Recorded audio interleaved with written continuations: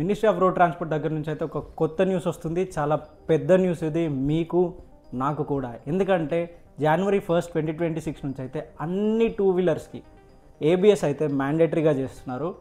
And ఇది చాలా పెద్ద న్యూస్ అనమాట, especially for the commuter bikes. First time అయితే కాదు ఇలాంటి ఒక రూల్ తీసుకురావడం. ఇంతకుముందు 2019లో కూడా ఇలాంటి ఒక రూల్ అయితే తీసుకొచ్చారు. అదేంటంటే 125cc కన్నా ఎక్కువ సీసీ ఉన్న మోటార్ సైకిల్స్కి అయితే సింగిల్ ఛానల్ ఏబిఎస్ ఫ్రంట్ సైడ్లో మ్యాండేటరీ అని అయితే రూల్ తీసుకొచ్చారు.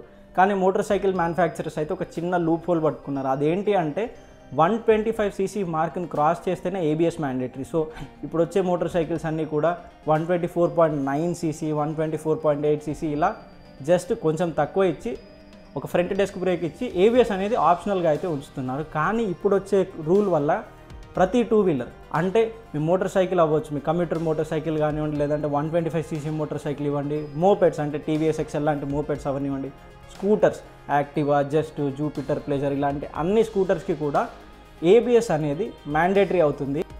ఏబిఎస్ అంటే ఏంటి అంటే యాంటీలాక్ బ్రేకింగ్ సిస్టమ్ అనమాట. డిస్క్ బ్రేక్ ఉండి దాని మీద అయితే ఒక చిన్న ఏబిఎస్ రింగ్ ఉంటుంది. దాంట్లో చిన్న చిన్న స్లాట్స్ ఉంటాయి. ఒక మ్యాగ్నెటిక్ సెన్సార్ అయితే దాన్ని రీడ్ చేస్తూ ఉంటుంది. చేసి బ్రేక్ అప్లై చేసినప్పుడు అయితే ప్రెషర్ని చాలా ప్రోగ్రెసివ్గా కొంచెంగా అప్లై చేసి సడన్ బ్రేకింగ్ అయితే ఆపేస్తుంది. దీనివల్ల అడ్వాంటేజ్ ఏంటి అంటే పానిక్ బ్రేకింగ్ చేసినప్పుడు లేదంటే హార్డ్ బ్రేకింగ్ చేసినప్పుడు వీల్ లాక్ అయ్యి యాక్సిడెంట్ అయ్యే ఛాన్సెస్ అయితే తగ్గుతాయి. అండ్ క్రాషింగ్ ఛాన్సెస్ అయితే 35 to 45% అయితే తగ్గే అవకాశం ఉంది. ఇది రైడర్ సేఫ్టీకే ఇంపార్టెంట్ అనమాట. ఎందుకంటే ఇప్పుడు జరుగుతున్న యాక్సిడెంట్స్ అన్నింటిలో 44% యాక్సిడెంట్స్ అనేవి టూ వీలర్ రైడర్స్కే జరుగుతున్నాయి అనేది ఒక స్టాటిస్టిక్ అనమాట.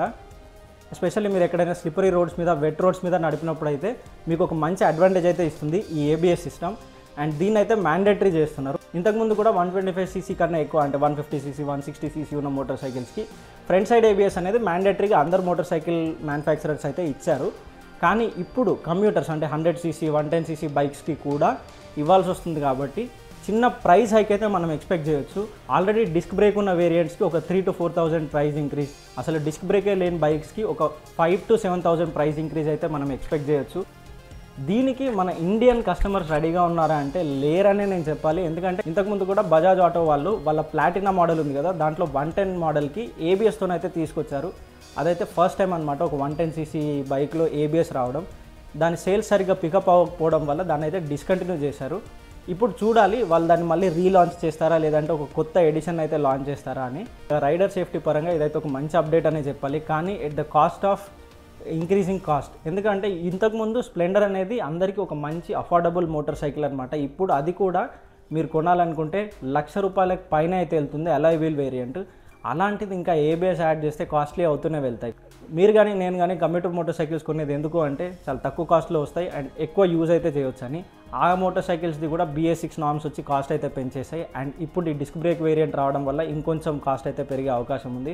Same goes to the scooters and mopeds also. మీరు కొత్తగా బైక్ కొందామని ప్లాన్ చేస్తున్నారా?